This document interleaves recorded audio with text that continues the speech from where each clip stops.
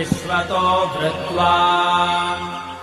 అయ్యప్ప పవిత్ర పాదస్పర్శ వల్ల మహిషముఖి శరీరం నుండి విడుదలై శాప విమోచనం పొందింది లీలావతి. అయ్యప్పకు ప్రణమిల్లింది.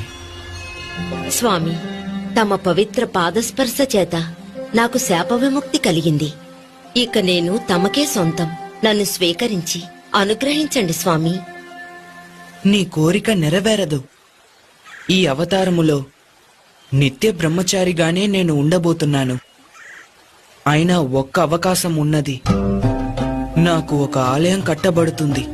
అప్పుడు నా దర్శనానికి లక్షలాది భక్తులు వస్తారు. ప్రతి సంవత్సరం నా భక్తుల సంఖ్య పెరుగుతూనే ఉంటుంది. ప్రతి సంవత్సరం కొత్తగా భక్తులు నన్ను మొదటిసారి దర్శించడానికి వస్తారు.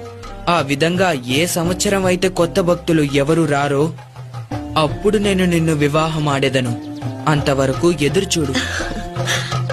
నా ఆలయానికి సమీపంలో నీకు కూడా ఒక ఆలయం కడతారు. నిన్ను మాలిగైపురత్తమ్మన్ మంజుమాత అని పిలుస్తూ భక్తులు పూజిస్తారు. నా దర్శనానికొచ్చే భక్తులు నీ ఆలయానికి వచ్చి నిన్ను కూడా దర్శించి వెళ్తారు.